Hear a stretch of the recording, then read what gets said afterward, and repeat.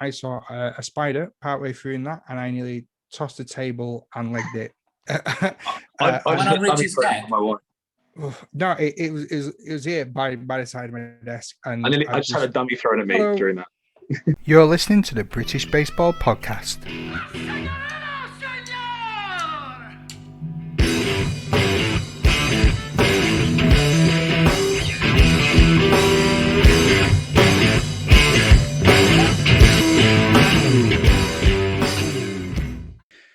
Hello, baseball fans. Welcome into another episode of the British Baseball Podcast. I'm your host, Matthew, and this week I have the absolute pleasure of being joined by none other than Mr. Steve Simmons. But before we can get into this week's show, I'd just like to ask each and every one of you to subscribe where you can, review if it's possible, because this does go a long way into growing the podcast and getting into more people's ears. I've also set up a buymeacoffee.com account for Brit Baseball Pod, the same with all the social media. So if you can find us on there, and for the small price of a little brew, you can help support this independently run podcast. And now let's get on to the main event. The main event being Mr. Steve Simmons. Steve, how are you? I'm pretty good, thank you. Considering all things considering this pandemic, not bad. Yeah, we're all enjoying a lovely pandemic and best we can, especially up here. The weather is absolutely glorious. Yeah, We've just been having a little chat off air, and there was one thing that I forgot to mention to you. I do have a co-host, and I tried to delay as long as possible, but he is just logging in now. So there will be a little surprise popping on in a minute. So I've got a familiar face for you to be chatting with as well. Should I be worried? I don't know. You tell me. Who would you like it to be, and who do you not want it to be? Leading questions, aren't they? Yeah. I'd like it to be Barry Bonds. Yeah. But, well, unfortunately, Barry is at the chiropodist and couldn't make point, it. Yeah. So. He did mention that earlier when I talked to him. So. Excellent. So for those that aren't watching this on YouTube, our special guest co-host today is fellow interviewee that's been on the show before, Richard Chesterton. Richard, how are you doing? I'm really good, thanks. I just got back from work. I just rushed it to get to this. So Donned in his Essex Redback red. I should have actually worn my Redbacks t-shirt thinking, but I went for Jaws today.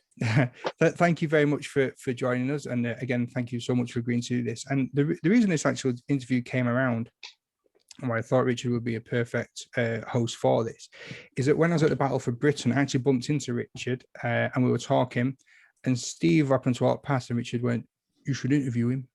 I don't know if that's a good Richard impression, but and I was like, Richard, I know nobody in this sport. Why should I interview this gentleman? And Richard, why don't you tell us why Steve is today's guest?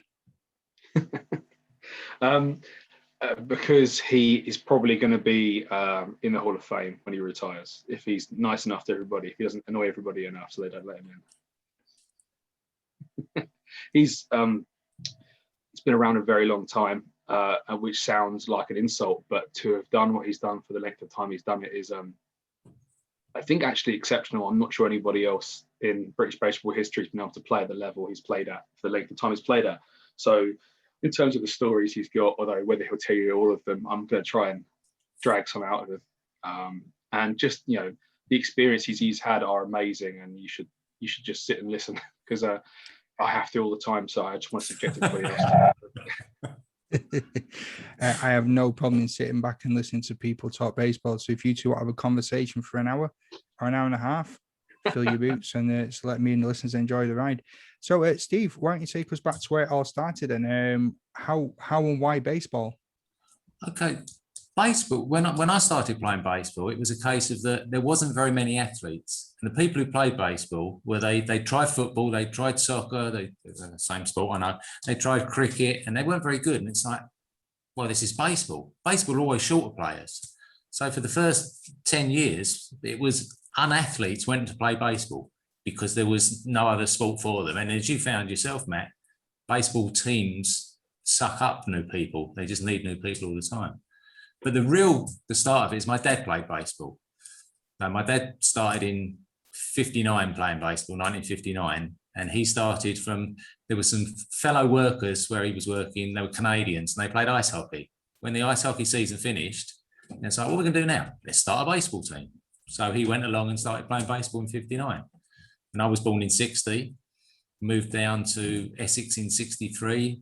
A couple of years later, he started his own team and just continued playing since then. Went to my first game when I was 17 days old, in a carrier bag, and played ever since. And then when I got to, it was 13 or whatever, they're shorter players. And it's like, come and stand in right field, Steve, so that we can play a game. And that was the start of playing baseball. And it wasn't until, go on. I was going to say, so you were the jumper in the jumpers for goalpost, and that's it. Literally thrown in it. Yeah. My dad once showed me my first year stats, and it was total at bats 15, strikeouts 14, walks 1. It was my first ever season, struck out 14 out of 15 times I went up to bat. And could have been a National League pitcher, I suppose, with those stats. Yeah. So did you fall in love with the game straight away, or did you feel like you were just being part of it because it was your dad's thing? No, I didn't find it straight away. No, it was definitely just being part of it. And it wasn't until I was sort of 20-ish, and he'd been to Holland in the Easter break and played a tournament out there the year before. My mum had gone with him. And then the second year, they changed it from the accommodation from a hotel to a youth hostel. So obviously my mum said, well, I'm not coming. Dad said, look, I've got a spare place. It's all paid for. Why don't you come, boy? And that was, we went out there and we played a tournament in Holland, as I said, and they had a clubhouse. It was in Eindhoven. They had a clubhouse. You watched Major League Baseball between games. You played 3 games a day. And that was when the first real passion started, because it's like, if I have a good game, I'm out on the field in an hour's time. If I have a bad game, it's only an hour's time and I can put it right. And when you realise that baseball is a game that needs to be played like that, not really once a week. It's not the same, Playing 3 times on a day, 6 times over the weekend is just exhilarating, I found. Yeah. And so we came back on the coach, and then we're waiting to get picked up in individual cars. And me and my mate, who was a shortstop, we're practicing on the green at 9 o'clock at night with the sun going down, throwing the ball. We're so excited about baseball. And that's what started the real passion for it. Before that, it was just fill the numbers up, help my dad out, really. And which team was it that your dad baseball or anything like that? Okay. Which team was it that your dad started? He started, his team was called the Benfleet Vikings.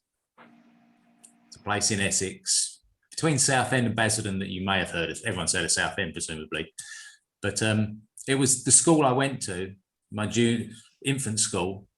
They had house names, Vikings, Saxons, Normans, and I was a Viking. So he named this team, find a name. And because there's a Viking history in Benfleet, they rode up the creek or whatever in whatever year it was, a million years ago, or whatever, And so that's what he started. Played there for a few years. As that folded, he went to Southend, become the Southend Red Sox, Southend Aces, then moved up to Thames Board Mills, become the TBM Raiders, Essex Raiders, Basildon Raiders. Every team I've played for, I've folded. The baseball worry about the Redbacks. Do you know how many teams you've actually played for? How many teams I've played for? Okay. As a friendly show, I may be a bit of a junkie. I've played for 10, 11 teams, working through them as such. All of those teams have folded, except for the Arrows and the Redbacks. There's 2 then. There is 2. You kind of. There's 2 I haven't totally destroyed, but every time I end up at a team, we destroy them. Give it time.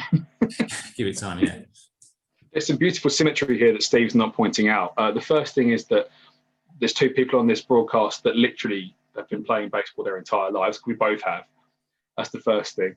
The second thing is that what was I going to say? There was that your dad played in Holland, Steve, and now we every year go to Holland. We go to Eindhoven to play in a tournament.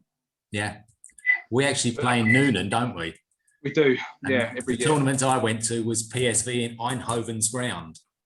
Right. Okay. So it's not the same ground. It was there, but it's Eindhoven. It's the same all 10 miles from each other as such. But yeah. And the other great symmetry is that your first season stats are very similar to last season's stats. That's a really interesting, great symmetry. No, I'm just joking. It's not. No, it's fine. It's fine. So the next question I'm getting benched, aren't I? I'm getting benched. No. Next question will be, what motivates you to play? And it's like, to improve my stats from last year, you know. Well, that's that one crossed off list. That was an easy one. Yeah. Richard, you got anything you want to ask? Yeah, okay, I've got a couple of questions to ask. So the first question would be, what exactly did you do to the trophy in 2014 after you won the national championship? So because this has been on the arrows for a long time. It was firstly, it was our WhatsApp profile picture, because it was absolutely brilliant. He hasn't got to really answer this because it's a silly question. And the second thing was, it was just great to watch London lift it the next year, knowing what had been done to the trophy a year before. So unless you feel like telling the truth. No, the truth about it is, it'd been 23 years since the last time I'd won that trophy. 23 years between winning the trophies, and I missed it. So me and my girlfriend, we took it to bed with us, and we, with the three of us, shared a bed that night. That was yeah, all that needs to be said. Yeah, that's about it. So I really did enjoy watching the Mets drink out of it the year after. But in all seriousness, I think it's important for Steve to point out, how many championships have you won, Steve? Well, I've won 4 national championships, 1 independent championship, because now we have breakaway leagues. A lot of people who are new to the game think it's the first time this has happened. It's happened in the past. Back in the 80s, we played in a breakaway league. We weren't happy with the way the BBF was running at the time. The real big difference between those two was that the BBF at that point took the power and said, well, if you're not in our league, then we don't want anything to do with you, and you can't play for Great Britain. So the few of us who were representing Great Britain stopped. We weren't allowed to play for Great Britain anymore, until we lost our international status or whatever. So we won a championship that year. I won another championship with the Scottish Amicable, sponsored a All-Star League for 3 years. And I've never heard of it. And we played in rugby stadiums. So we travelled each week. We went to Nottingham and Liverpool and Hull and played teams. And we were playing out of Richmond, London Irish Rugby Club. We played in their ground. We built a mound every Friday night or whatever, played on the Saturday. And I won that trophy, won that tournament trophy, won that championship as well. So that's 6-7 national championships over a few years. You like the Tom Brady then in British baseball? Have you Yes. won more national championships than most clubs? Most clubs, yes. Yeah, Will Linton will probably argue with you because he's got loads and loads and loads, but Steve's definitely up there with all-time wins. I like to think mine was spread out. I've always tried to work, not had the talent of Will. It's more of longevity of all trophies and awards. That's what I'm after. How long can I outlast everyone? Yeah, it's attrition. It's an attritional war for you. Yeah.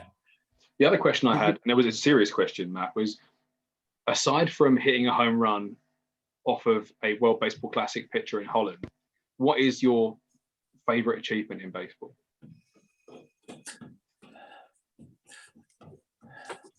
The thing is, it's difficult to narrow it down to one. It was like the very first time I won a national championship, the team.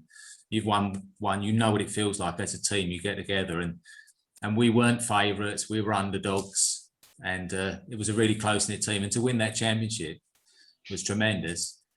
But then the first time I played for Great Britain in my debut. I technically had 2 debuts. The first debut was in '86, and the England manager was coming down to watch us. I was being selected for the team, and his car broke down halfway. And it was pretty certain it was Ron Marshall, because Gavin, so I think it's his granddad. He was the England manager at the time. His car broke down, so it was easier for them. They turned around and went home again. And it was at Waltham Abbey, was funny enough. And we played the Minnesota Tonkers, the Mini Tonkers they were called, which is a youth team from the Minnesota Twins. They came over. What I like about that was they played in shorts on British fields. They'd never done it before, and they turned up in shorts, tried to play baseball in shorts. So that was my debut. I had pictures of it, and I played in it. but the England manager wasn't there to see it. So I got lost in the mix or whatever, and then didn't get selected again until 89 when I made my proper England debut, you know. So those ones in baseball are the big ones, yeah. And winning a championship as a player manager, you know, it's a different feeling, you know. The one as a player, and it's you, and you're doing your bit. But as a manager, you're trying to motivate individual players to come together as a team and play as a group and be a family, you know. And then when you pull it off, it's just a tremendous moment, you know. So, and I could probably talk all day about all the good moments. Thank you. Yeah. There's one thing you mentioned not too long ago. I just want to touch back on if possible. Yeah. You mentioned that back there was a split within the baseball where if you went by the federation, you couldn't play for the national team. Yeah. As a team of players then, was there any conflict within? Was it like a hard thing? Did people want to stay affiliated so they couldn't play national, or was it more important for them to stay unaffiliated and play club baseball? Well, at the time, if as it always does in baseball, you'll hear this a lot. It always feels like there's a north-south split. Each side thinks the other one's doing something better or whatever, it's personal, whatever it might be. But it was basically the South split away. And there was probably a 50-50 split between the GB players from the North and from the South.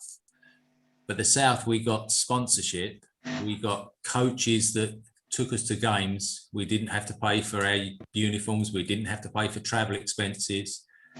They come in and they supplied 2 college ball players for each team. So they came over and played. So you had them for the coaching and you played for, and we just was a bit, it felt like we were disillusioned with the whole setup.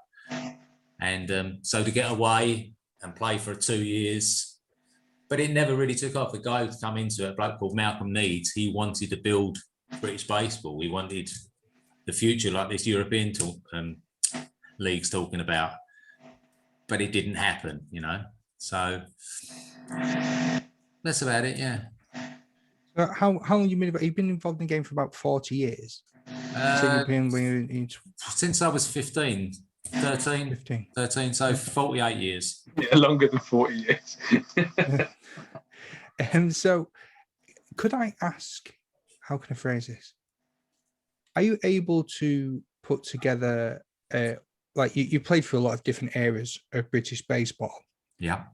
Which, like a lot of people said that the 30s were really impressive because of the pro leagues, but then you've got the Rawlings League that happened. Are you able to take bits from each different decade and create an ultimate baseball era? Is there bits you like from each sort of? Yes, there definitely is. Sort of area, yeah. Yeah, I mean, obviously you get bias from when you're playing at your peak and it's like, oh, back in the old days, everything was better. Well, it wasn't everything better. What I see a general thing in baseball is coaching has gone up exponentially over the years. It's like even poor new people to the game are getting much better coaching. When I played, someone had a book and it's the 15-page rulings book. That's how you played. You saw baseball on TV once a year in a program called World of Sport with Dickie Davis, and it'll be a 7-game World Series. Oh, you've heard of him? Terrific. No, World of Sport for the wrestling from back in the day. That's it. The Big Daddy. What's it? Yeah, Giant Haystacks. Yeah. So your coverage of baseball for the entire year was a 7-game World Series condensed into 13 minutes, and that's all the baseball you saw. Yeah. You didn't have any coverage or anywhere else. You could listen to American Armed Forces and hear games or whatever, but that's not the same as seeing it. So there was that lack of coaching because you didn't see anything and nobody was working on it, which has really improved over the years, you know, you see now. Other things, not so good or whatever. You know, I played at eras when we played National League finals. We played 2 of them in Sutton United football ground. I'm told there was 3,000 spectators for one of the games. You know, in 89, 90, 3,000 spectators watched the national final. You know? and now 15 people in his dog on occasions, you know. So there's always the good and the bad things of the lot or whatever. And I don't want to be that person to say back in the old days everything was better, because it wasn't everything better. But there's a lot to be taken from all the eras. Steve, what was the equipment like? Out of interest, what was it like in comparison to like how easy it is to get, and what was the quality like? Well, the quality was, we didn't see anything else. So what the quality was what you had, or whatever, you know, 35-inch bats, 36-inch bats, because that's all that people got hold of. You know, it'd be some sort of contact. There was a lot more contact with the American air bases and stuff like that. So somebody knew someone and he'd come down and he'd get a few gloves, and it's like, right, here's a choice of 3 gloves. What do you want? And it wasn't like now where you just internet, whatever it is, and pick any glove you want and any bat you want and work it that way, you know. Jack Akers shot. Yeah. I mean, equipment was really difficult to get hold of, you know. I mean, the very first time, you'll remember this probably, Richie, the very first time when the aluminium bats became popular, it was me and your dad went up to Lily White's in London at different times. Yes. We went up to Lily White's in London, bought a Mizuno aluminium bat. I still own that bat. I could literally go get it out of the closet. I have Bertha. That's what the name of the bat is. And my dad bought a Lily White's and went every year. Yeah. No, I still have that bat as well in my garage. I still have the same bat. It's the same. Yeah. So Matt, we have I inherited mine. We have the same baseball bat bought from the same shop, because you used to be able to buy it at Lily White's, but you don't need to anymore because you can just go online. But yeah. So it was all and cleats. No, yeah, very few people had cleats. So we'd play with like Ty Cobb style cleats, which had a metal plate that was screwed on the bottom of your shoe, it looked like, you know, or we played in football boots. Yeah. I've seen the way you play and the way you slide, Steve. I feel bad for every single shortstop and second baseman back then. A long time ago, yeah. No. When we were chatting on the phone the other day, Steve, we sort of had a few fond memories about your dad and his playing. Do you want to tell us a bit about his over 50s league? Yeah, it wasn't his over 50s league. Okay, they were an over 50s team called the Old Timers, and so they were all over that age. They got together because they'd stopped playing. Well, most of them had stopped playing for a while. My dad was still playing for the Basildon Mariners at the time, so he was playing a Saturday friendly league with these Old Timers, and then Sunday he was playing British baseball with his 2nd division, 3rd division team or whatever. So he was playing at 50 up until he was 70. He was playing 2 games a week or whatever. So all over 50. Most of when the team started, they'd all played before. They'd all played pretty good standard or whatever, and they started off together as friends, playing friendlies against the less developed teams in the lower divisions on a Saturday to help coach them. And they went around for a long time, for a good 5 or 6, 8 years, playing the less developed teams. And eventually they run out of teams and they joined the league and they played for another 6, 8 years in the BBF Division 3 or South. And travelled, again, we went to Germany, we went to Holland, Belgium. They got invited out to tournaments. And then the best one of all, they hooked up with a team in a place called Viterbo in Italy, which is just outside of Rome. And they, a veterans team. They played a game, they played a tournament over here against the Old Timers. Then we got invited back over, flew over there. They picked us up at the hotel in their cars, the airport rather, dropped us off at the hotel. And then we played it in a fabulous stadium. So this Viterbo team has a proper built stadium with a 1,500-seater concrete bleachers, full backstops, dugouts, changing rooms, a little clubhouse where all the family come together and everyone Joe's bringing in pizzas today, someone's bringing in cakes, and they fed you. And we played there twice in tournaments. And the funniest one as such was the second time we went, they said, I don't know if we're going, we're not going. Yes, we're going. No. Fact around. And at the end, too late for the flights. We'll drive. Let's drive for a weekend tournament to Rome. And it took us 38 hours from the guy picked me up in the car to drive to Rome. What car was it? Fiat 500 with 5 of us in. He picked me up at 8 o'clock in the morning on Thursday morning. And I put my bag in the back and he had the tent in the back and the boot was full. And then we had to pick up 3 other people and drive down to Rome. Awesome. It was, tremendous. Arrive at 10 o'clock at night, pitch your tent up in the dark, get up in the morning, go to the stadium, play 2 games, win the tournament. then pack the tent up the Sunday morning and drive back home again. That's amazing. Tremendous.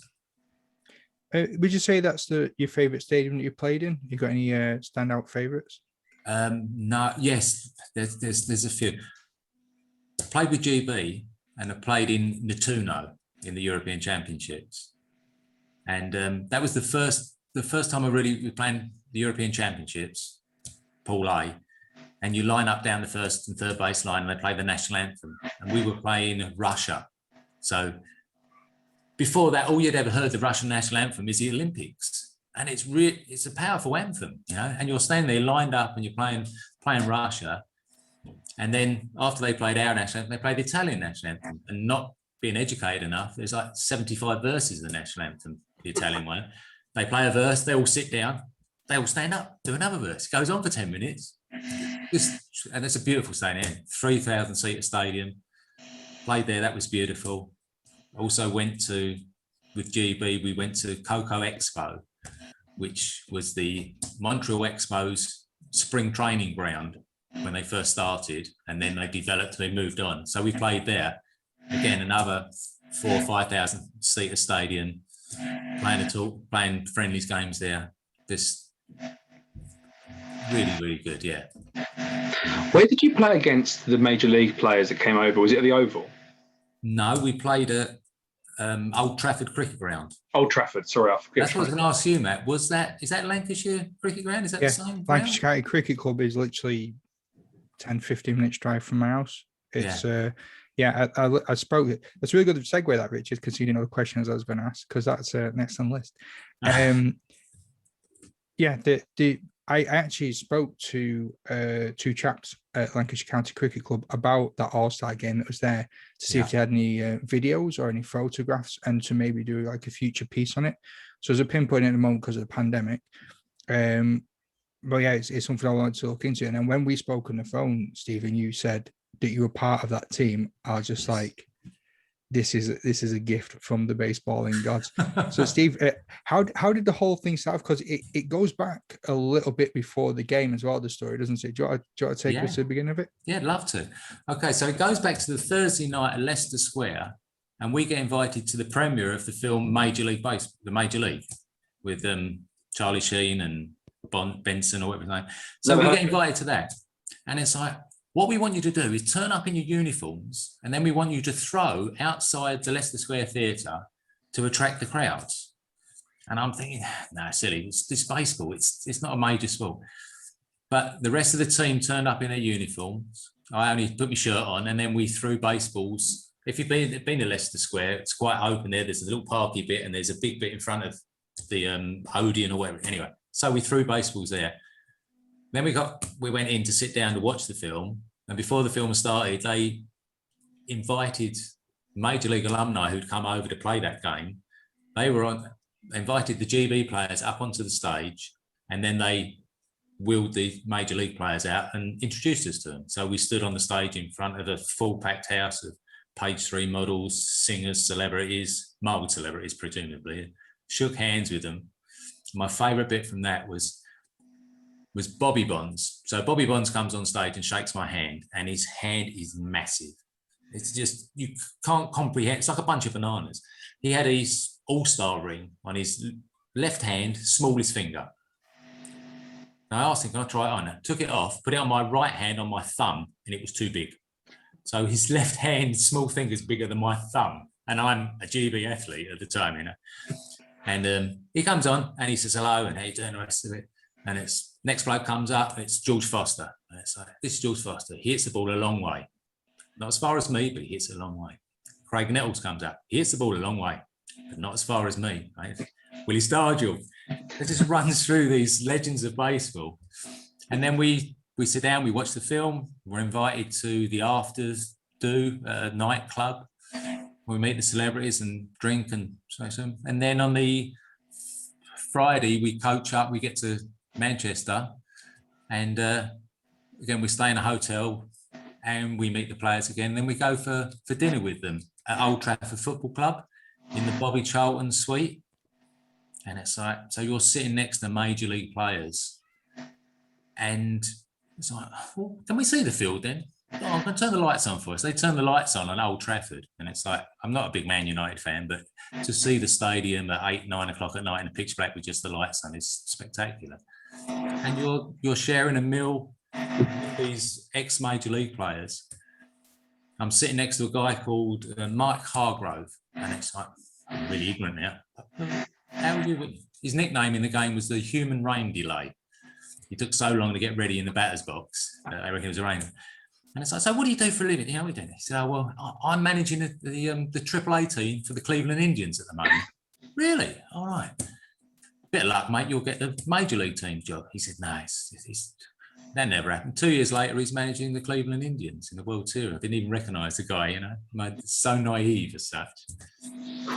And then after that, the next day, we go to Old Trafford, we take batting practice. You watch them taking batting practice. You see them in the corner of Old Trafford cricket ground, hitting the ball. I mean, you've seen that, you've been there, Matt, you know what it's like. So they're opposite, there's a big clubhousey, restaurant-y building on one side of the ground.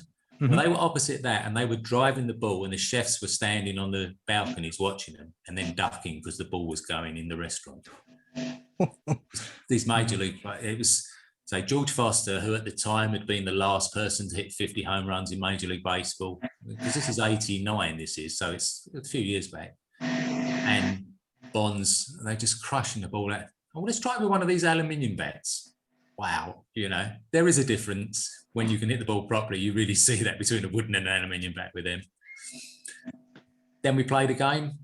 We played a game, 7th innings or somewhere around about that. They were crushing us. Yeah, and these are, at the time, we're 30-year-old athletes and they're 50-year-old Steves. And we had a bomb scare or a fire, so they had to clear the people out the stands, put them on the field. And while they were doing that, it's like, well, you've got to take more time. And I ended up playing Pepper with Willie Stargill, who was swinging about one-handed, signing autographs and hitting every ball on the ground one hop to us, with a guy called Rennie Stennett next to me and Craig Nettles the other side of me, and I'm playing. And so I've got search, who's this Rennie Stennett bloke? And he's the bloke who the last bloke, or perhaps maybe even the only bloke, goes 7 for 7 in a Major League Baseball game. Yeah, imagine going 7 for 7 in a Major League game. It's the best ever. And I'm lucky enough to play Pep with them. Then the game restarts, and I'd been a sub up to that point. I'd been sitting on the bench, and because the game was so far gone, maybe I got a chance to play that game. And then I got my hit against Nelson Bryles, so I'm 1 for 1 against Major League pitching. Get the first base, and it's like, well, I'm stealing second base. I don't care we're losing by 15 runs. What's the worst can happen? A bloke called Jerry Grote can throw me out at second base, and I've been thrown out by a Major League catcher. Who cares? So I stole second. And as I come sliding in the second, because I'm going to put a show on anyway, the second base was just standing there like twiddling his thumbs. And it's the first time I'd seen it. And at the very last second, he caught the ball and put the tag on. I beat the throw, but it's just the fact that he really duped me into not knowing that he was going to even take the ball. My teammate, who was batting at the time, when I saw him next, he was saying, Jerry Grote is going ballistic at you, mate. You can't be stealing when we're winning by this round. You're disrespecting me. Then he got a single and I scored, and Jerry Grote blocked the plate on me, and there was no play on me because he was so angry that I didn't know baseball tradition that you don't steal when you're losing by 15 runs. And and then that was it, really, as such. Just as I say the words, it's like I'm remembering it even more and more, and it's tremendous. How did I ever get involved in that, you know? So lucky. It sounds like an absolute riot. Like I would have been 9 as well, and it was around about time that my interest in baseball was peaking, and I wish I'd been and seen that game. What year was it? 89. 2. You know that Steve Simmons is actually at the first game I ever played in. Matt, he was actually playing second base. I was 4. And it was a night game, wasn't it, Steve? It was a charity game, right? No, there's a TV program is called London's Burning, and the guy who was the main star in it, who was that then, Matt? He was called John. Was it a guy who was in Grange Hill or something, and he left to be, I can't remember his name. Nor can I at the moment. That's why I was playing for time. Anyway, he got he got involved in baseball. Loved the game. Started his own celebrity team called the London Sluggers. Played games on a Friday night. We played Croydon Football Club, and this one I think Rich is talking about. I'm pretty certain of. We played at Thurrock United Rugby Club under the floodlights, and his celebrity team was Samantha Fox. Yeah, that one. Yeah, that was the one. Yeah, yeah, and we played in that game, and that was the game they put Richie on the field, didn't they? You come out. Was you 4? I was 4. Yeah, I got walked because I had a very small strike zone. I was terrified. And then my dad was coaching first base, and he went steal second. So I took off and tried to steal second. Steve was playing second base, and I'm halfway down, and I'm chugging, and I just see Steve catch the ball and go like that. Look at me, and I looked back at Dad, and he went, "Come back, come back, come back!" So I turned around and ran back to first base. Okay, the bloke was called Glenn Murphy, or is called Glenn Murphy. He's the bloke who started it. Yeah, from London's Burning. Yeah, and so at that point in my career, I was training on a Tuesday night, trained with Spartans, Wednesday with Basildon, Thursday with Spartans, playing all-star game, celebrity game on a Friday night. Saturday was playing the Scottish Amicable League, and then 2 games on a Sunday and rest on the Monday. And it was so much fun to be playing all that time, every day. Because the thing is, like, obviously, like, we know that you've had a long career, and you've been, really, really a high level the whole time. But what I was going to ask you was if you can just if you can just tell everybody watching, what do you do now to stay at the level you are in terms of week on, week out? Because I don't think people realise how hard, I know because I'm often practicing with you, but behind the scenes, away from the training ground, you work so incredibly hard to stay fit, don't you? Well, yes. I mean, yeah, it gets harder each year. It's like the biggest competition is like playing with these kids, and it's like not admitting I'm old. I'm not going to let them beat me, And so once the January starts or whatever, and so then it's whatever training the team's doing. It's great. It's running 3 5Ks a week, cycling once a week for like 25 miles to do, and then gym work. At the moment it's difficult because I'm doing like virtual gym work with my daughter because you can't get in gyms, so we're training 4 nights a week doing that. And then I have a little machine and a batting screen, and we hit once, twice in the week. We do what's like called soft toss, which I think I'm allowed to say. That's not wrong. Yeah, you can say soft toss. I'm allowed to say soft toss, am I? Context. That's the most important thing about context. And we hit off that twice a week, and then like now we're open, so like the pandemic's opened us back up again from the lockdown. So we trained last night. Well, yeah, you managed to injure 2 of our guys, didn't you, yesterday? Not me personally, because it was lovely. It's a 20-minute travel to my home ground. 2.5 hours last night to get there. It's just ridiculous. So got an hour's training last night. Then Thursday we'll be training again, and Sunday we'll be training again till the season starts. So just to clarify, is it that's you work out, you lift 3 times a week or 4 times a week? 4 times a week. 4 times a week. How many times do you run a week? 3 times a week. 3 times a week. How many times do you cycle? Once, 1.5. You hit twice a week at home. Yeah. And then you practice twice a week right now. Yeah. That's and now you're going to say it's not working. Still do this at the age. That's why other guys are sitting on the sofa and he's still playing. And the thing is, he won't tell you, Matt, right? He's too modest to tell you some of the things he's done when he's older that are just as impressive as things that we've all done when we were younger. Like when we went to Holland, I don't know how many years ago it was. I think it's only like 5 years ago. The tournament we go to now is actually quite a high standard. So quite a few of the Dutch guys that play in the World Baseball Classic, they play in the AAA organizations, they come back and have a mess around. And I don't remember his name, Steve. You probably know it, don't you? Simmons van Ginkel. Thank you. That guy was pitching against us. What's his name? Sorry. What's his name? What was his name? He cut out the audio. Simmons van something or other. And he pitched in the World Baseball Classic against... For Holland, yeah. For Holland against Colombia or something. So Steve, who's about, I think, were you 56 at the time? 56, yeah. Yeah, so he steps in the box against this guy. This guy's chucking at least the mid to high 80s. I mean, everyone talks about having been able to see that kind of speed. But this guy really was chucking it that hard. He takes a fast ball inside on the first pitch. Yeah. Takes it, and the second pitch, he sticks it straight over the fence. And he pulls it as well, pulled it straight over the fence for a home run.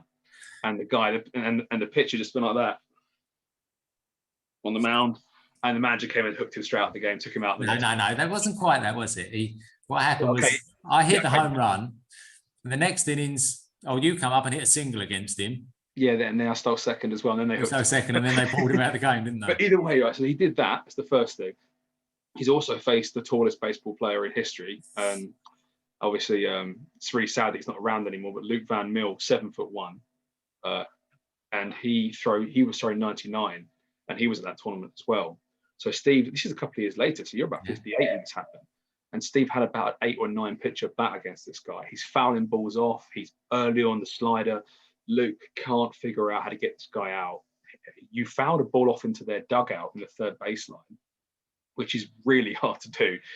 And I saw Luke step off, and he just kind of went, all right, okay, fine. And then he steps up, and the next pitch he threw it so hard that Steve swung when it hit the glove. So it went, and then he hit his one, because he threw it as hard as he possibly could to strike Steve out. And he admitted it afterwards. Luke said, yeah, I had to throw that ball as hard as I could to get him out. And I don't know what's more satisfying. Watching Simmons, watching him beat people like that when he's double their age, or the look on their face when his teammates gleefully tell them how old he is. Do you know how old that guy is that just kicked your ass? That happens every single year. So, he may talk about all the stuff he did when he was younger, but he's still kicking ass now. And it ain't got any signs of stopping at the moment. No, that's great. It's inspirational, Steve. Like, it's when we bumped into each other at the Battle for Britain, and Richard said you need to get him on, and we sort of had a bit of a chat about it, and you were a bit 50-50. I'm so glad that you decided to come on the show and talk to us. I really am. I am too now. Thank you. Yeah, it's been brilliant. Richard, you got any more questions you want to ask before we get into listeners' questions? No, let the listeners go for it. I'm interested in the top 9 guys I've ever played with, because if I'm not on it, Steve, I'm going to be really. I'm joking. No, because I know that was one of the questions I think Jed Oliver asked, and that was a really cool question. Let's have a look and see. Start off with some of the more light-hearted ones with who is Steve Simmons? Yeah, but that was Adam. Yeah. So there's a few people asked that as well. And maybe it's directed at me. So Jed Oliver Ruffle said, when you're coming back to the best team in Essex? I'm already playing for the best team. Yeah, we've already started practicing, to be fair, Jed. So come out, bro. But it's nice to be wanted, really is. He also said, what's the biggest difference in the GB setup since you started compared to now? Ooh. Well, that's I find that an interesting one, because it's a different mindset now. It's a total different mindset with England. My perception of it is that they're trying to get the highest ranking they possibly can in world baseball, because they believe it will help us. When I played, we didn't have any imports. These were just people who played in England and played British baseball. I don't even think there was one at most who'd been to college in baseball in America after learning the baseball in England. So we're all English. And we played at that level. And it's like, if that's the level you are, is that the best? Or is it best to import people who can carry an English passport and give us a higher world ranking? Me personally, I've not seen a progress in the game where, in my opinion, English baseball has improved by having alleged superstars who've never even played in England playing baseball. If we're Division 3 standard English baseball using English people, then let's build from there. When I played, everybody aspired to play for Great Britain. And as the years have gone by, some of the people I play with no longer aspire to Great Britain. I know you can still play for Great Britain. I know you can still work hard, the rest of it, but it doesn't feel the same, in my opinion. Now, I'm not saying the way they're doing it is wrong, and the way I've seen it in the past is right, but that is the real big difference. That's the level you played at. We played in Group A and finished in the bottom 3 and got relegated and played in Group B. And then we won that and went in Group A. And you saw the progress from the other countries. You know, you'd see Russia. Russia would only play for 4 years and then they started beating us. Well, it's because they promoted athletes to play, not British baseball. It's just bodies at that time, you know. When I started playing baseball, there was like 150 teams playing baseball in the south of England. And there's not 150 teams anymore. Barely 150 players. You know, so I'm not sure. You know, I'd love to have the magic answer. You know, what's the answer for baseball? I haven't got it. And I've played for a long time, you know, so I'm just enjoying it while I still can. Sounds a bit negative, sorry. I've lost you. Sorry, no, I've muted myself like a plank. Jed also asked, who's the most talented British and British League player you've played with or against over the years? Again, most people come on this show and think, oh, great question. It's not, they're nasty questions. I've gone upset so many people. I've got a guess. I think I know you're going to say Lenario, aren't you?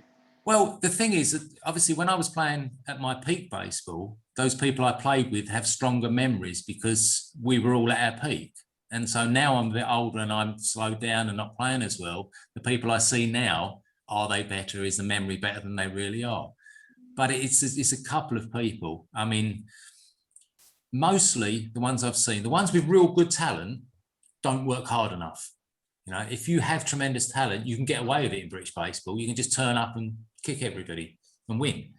But the ones with the talent of people like Luke Foley, who plays with the Arrows occasionally, Robbie Lenario back in the day from my Anthem team. That's what I thought you were going to say. Yeah, these were the two British, and they were both British shortstops who had the talent and they worked hard at it. Robbie went to America. I mean, you're talking to Rob Nelson next week, I believe, Matt. And yes, I am. Yeah, I'm pretty certain the story is that Robbie Lenario met him, and that's his contact with British baseball. I'm not 100%, but I'm pretty sure that's the way it was. But they were probably the two. But there's been so many. You know, the people from up north, we see, like when I played for Great Britain, tremendous talents, but they didn't seem to have the coaching. We were more technically down south than they were up north, but they would just turn up and play tremendously. You know, so it's a horrible question because it's like picking a best 9 or whatever. As soon as I say what I think was my best 9, I'm going to remember somebody else, and it's going to be, ooh, you know, so. That's it. Thank you for that one. Last one from Jed as well. It said, did you enjoy winning more as a player or as a manager?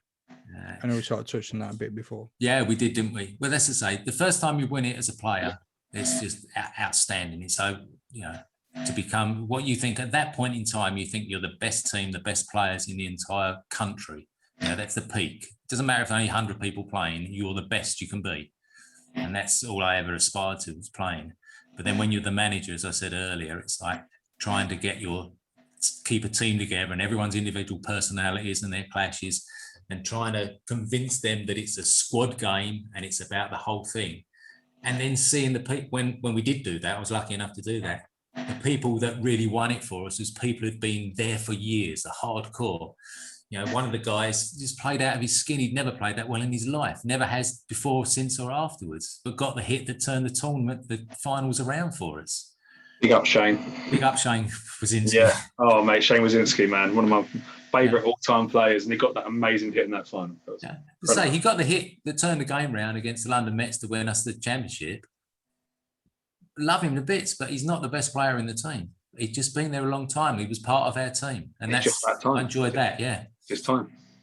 That's cool. Bleasy in Blease asked, what's the secret to your longevity in the game as a player? I think we answered that. He works harder than any person should naturally work. It's ridiculous. Thanks for that, Ian. As always, your questions are really appreciated. Some fella called Richard Chesterton. Now we're going to skip that one.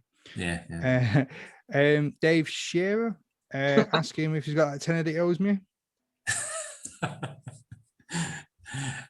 And he also said, I'll tell them what you're on it for if you're not careful. So we'll move swiftly along. Yeah. David's the GM of the Arrows, by the way. In case you wondered, he's the general manager and he was a player of the arrows. Yeah.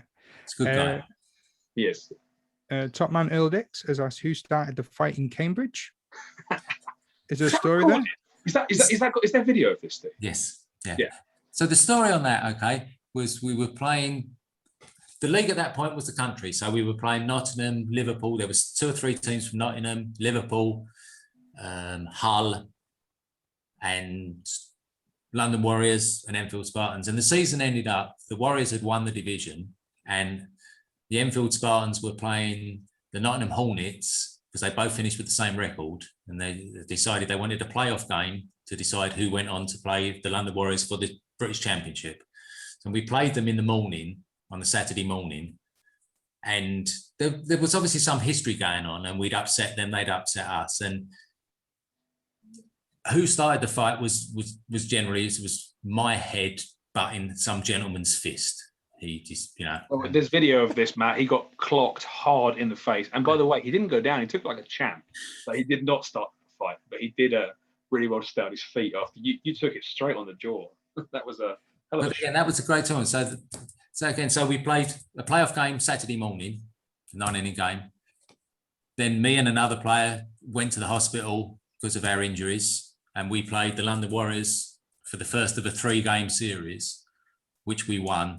Got back just in time to make an appearance in the last couple of innings of that game. Sunday morning, we played a double header against the London Warriors. It's best of 3 series. They used this Australian pitcher who pitched both 9-inning games on the day, like 290 pitches or whatever against us. Won the first game 4-2, and we won the third game 4-1. So we played 4 games at that top standard on the one weekend to become the British champions. Yeah. The answer is Earl. It wasn't Steve. He got punched in the face. So, and Earl knows that, really. Might have been Earl. Was it Earl? Did Earl punch you? Was it Earl?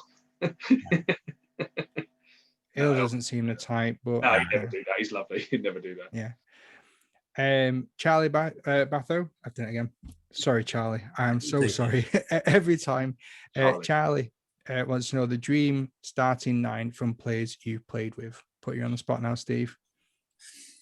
Okay. Well, the dream 9 is impossible because we keep saying this whole interview as such. It's like my memory of what was great at the time may not be, and all the rest of it. And the best I could do was the dream 18. Okay. So that's the catcher was Gary Bedingfield, who's one of the selectors for the Hall of Fame. Yeah. Yep. Maybe coincidence. And a guy called Brad Thompson, who played with the London Warriors. He was the heart and soul of the Warriors for years. I think he leads the record books with the most national championship wins. American guy. In the first base, again, when we played when younger, there was a guy who played for London Athletics, they were called then, but also Barnstormers, don't they? Dan Godfrey. Well, you see the World Series this year is gone. The Tampa Rays first baseman with a ridiculous stretch. Yes, shoot. Yeah, he's injured. That's the one. Yeah. Well, this was Dan the Elastic Man. Right? So he was a kid and he played, and he was that stretch every time. He made their infield look brilliant. I never saw him miss a ball type thing. And it was him. And then another one, Brian Thurston, who wasn't really a recognised first baseman. He was really a pitcher, but you just couldn't have a team without him. He was such a competitor and such a good pitcher. In second place was some bloke called Alan Bloomfield, who was my nemesis. The guy was a much better player than me. And I spent all my career chasing his tail. And the only time I ever got good was when he moved to shortstop for Great Britain and I played second base. And there was one fortnight when I was better than him in my entire career or whatever, when we went to Coco Expo and played in that out there. And then obviously me at second base as well, because it's my team. Yeah, just like real life, huh? That's like real life. Shortstops, Luke Foley and Rob Lenaro, who I mentioned earlier. Third base, it's a bloke called Oscar Marcelino. I don't know if you ever heard of him. Name rings a bell. Yeah. Oscar Marcelino and Dion De Shields. There was a South African who played with us at Enfield. And he played the first season, and it was the last time I've seen. So this was, close to 20 years ago. It's the last time I've seen a third baseman not miss a ball. such a hard position, and he just fielded everything. And I think he's Project Cobb. I think he's RBIs in one season, leads that, the RBIs in one season. Left fielder was Julian Dobwell, who was an English guy, played with Bloomfield, and Chris McGovern, who was, funny story about him if you've got time. Okay, so he's Irish American, comes over and he's working as a carer in a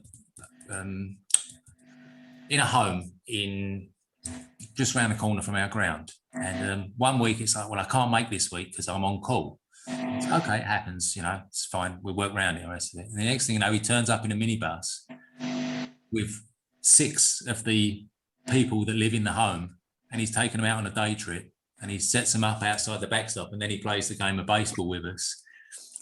Takes them back home after the game. They go back home and they're saying, so how did it go today? Where'd you go? Yeah, we saw baseball. No, you didn't. There's no baseball in England. You never saw baseball. Yeah, no. And then he got to, I believe went on to play with the Irish national team because they were quite new, you know, and it was like they were looking for people with Irish passports, and he qualified for that. Centre fielder Dave Rusk with Enfield Spartans, covered all the ground, played everything. And then back in the days, back at Basildon TBM days, a guy called Mark Clayson, who was a left-hander. And it's like, there's something about left-handers, real left-handers, Richie, so you wouldn't know this, who look so stylish. They look like proper left-handers. They're so smooth, and he just float around the outfield. Yeah. Rob Berry and Matt Gilbert in right field. Pitchers, Rob Nelson and Mark Gilbert in right field. Sorry? Matt Gilbert in right field. Yeah, I couldn't play a team without. He played out there. He played anywhere when he was younger. Oh, when he was young? Yeah, okay, yeah. When he was younger. And so pitchers, Rob Nelson and a bloke called Mark Lamagna, who went to Yale University College and apparently set the record for most strikeouts, beating out Ron Darling, who went on to play with the Mets, if you've ever heard of him. He set more strikeouts in a game than Ron Darling, apparently. And obviously, when I played, my bat boy was Bradley Marcelino, because I only ever saw him when he was 8 years old until 2 years ago at the London thing, when he's 30-year-old grown-up man with kids of his own. But he was the bat boy for us. Okay. That's brilliant. What a great insight. That's superb. No mention of a Richard Chesterton, though. Nah, man. No, you can't put me in with those guys. That's like you can't. That's like putting some AAA player in with Babe Ruth. You can't be doing that. That's fair enough. Very humble. Adam Giles Wyatt has asked, at what age are you going to be before reforming the old timers? When I get too old to play at this standard, when I run out of levels to go, you know, I played National League a couple of years ago, and now I'm playing AAA. And if I get too poor for this, I'll go down to AA. And when I get too weak for that, I'll go to single A, and then I'll start the old timers when I'm 80 years old after my dad. Yeah. Now we're going back up, Steve. You know that, right? Yeah. Edward Fanning, what's it like to be the first ball player in the league to get a COVID jab? He didn't get a COVID jab. He just got. I had the COVID jab and the flipping COVID itself, so I had the full set. Double on me.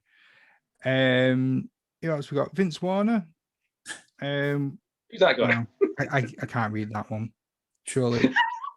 What do you get out before the start of a game? Remember we said this is true. This is true. So Steve's going to pretend this isn't true, but I'm pretty sure that every spouse of every player he's played with has seen Steve's genitals at some point. No, that just sounds terrible. Okay, Matt, when we start... It's meant to. Right, the thing is... We had changing rooms. Every time we had a changing room. Yeah. You know? It takes me usually an hour to get to a game. You warm up 2 hours before the game. And I happen to wear a protective cup. I'm not putting that on 3 hours before the game. And there is no changing facilities in British baseball. And so I have to be subtle, apparently not subtle enough, according to Vince, but I have to be subtle and get changed. In his chair, in his camping chair. With a towel. But just don't walk in front of it. Just don't walk in front of the camping chair when it's getting changed. That's the key. Just stay to the side and you'll be fine. Yeah. And that is all of the listener questions. Richard, you got anything else you want to ask before? I think, one. Where are we going to finish this season, Steve? Where's the Redbacks going to finish this year? Well, I'm quietly confident that we're going to do very well. Yeah, so we're really excited to play this. Yeah, we're excited to play. We're hoping to do well. We're hoping to work, but it's about how much hard work you put into it. It's not about talent. It's about hard work. I have 3 questions. The final 3. I've lifted these off a motor racing podcast, and I thought it was great just to add a bit of fun to the show. You got any hidden talents outside of baseball? Well, apart from winding people up, I don't think.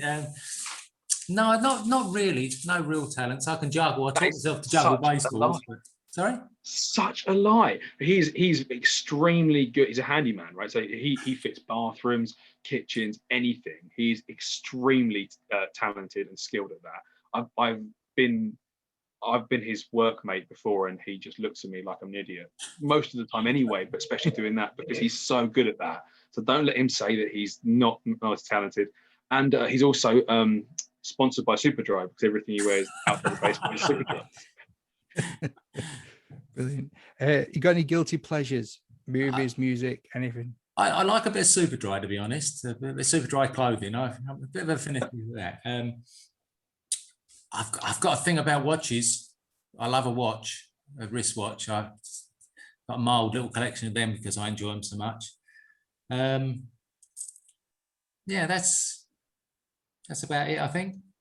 And last one is, what are you most afraid of? Well, not being able to play baseball. Yeah, being too old and not being able to play, and the eyes going too much. That's the hardest one. You know, when you go through it, you can put your body through it and you can do all the work, and it's still really tough. But it's eyesight is the real killer. You know, so I'm sitting here for this interview wearing glasses. I can't wear glasses when I play baseball. I can't. The perception kills me. So that's the really tough one: losing my eyesight and not being able to play baseball, and possibly mistiming my constant operations I have off season to get ready for the season. I have He's so into all the time. I try to time them always for January, but if I get it wrong, it's going to ruin a season, you know. So what injuries did you have this off season, Steve? Why don't you tell everyone what you had this off season? This last season, the off season, what did I have? I had a hernia this season, was it? Hernia, COVID, and you fell off a ladder. That's true, yes. But besides that, I'm absolutely fine. And the thing is, he's still fit enough to play because that's how hard he works. If I did that, I would be done for the next 10 years. I don't know how he does what he does. Insane. It's inspired me. Yeah, your work ethic and your attitude. I mean, I've been involved in Willington and Smart Performance's off-season training program. It's been a 6-week program since December, and I've had weeks when I've just not been able to do anything, either through just being exhausted or doing homeschooling and just not being able to do it. And then I hear your stuff, Steve, and I'm just like, I have no excuses for not doing this. I don't. It's not easy. The only thing stopping me is me, and I need to take my face through a dump and just get myself cracking on, because, you know, I'm 40 now, which is nothing to you, Steve. Like, I'm just seeing you've had like another 30 years playing out of it. It just inspires me to think, like, when I was thinking I'm entering this at the back end of my career, it's all just beginning. I could be on your old-timers team. Definitely. Old-timers All-Stars. Definitely. As I say, my dad started with the old-timers at 50 and played for another 20 years, played till he was 70. Yeah. Amazing. Still taking him to play now. Yeah. So it's tradition on the show to leave the last word open to the guest. So Steve, thanks again. And Richard, thanks so much for co-hosting. It's been brilliant. Steve, you got any parting advice, any shout outs, anything thanks you want to give? Well, shout outs for all the people I didn't mention that now hate me because they're not in my All-Star 9 team. You know, that's the biggest one. No, I mean, everyone in baseball, it's a close community, really. You know, you'll hear a lot of between the North and South or whatever, but when we get together in the old days, when we used to get together in the GB teams, obviously I've not played for a long time in them, but there's still a bonding going on because it's special.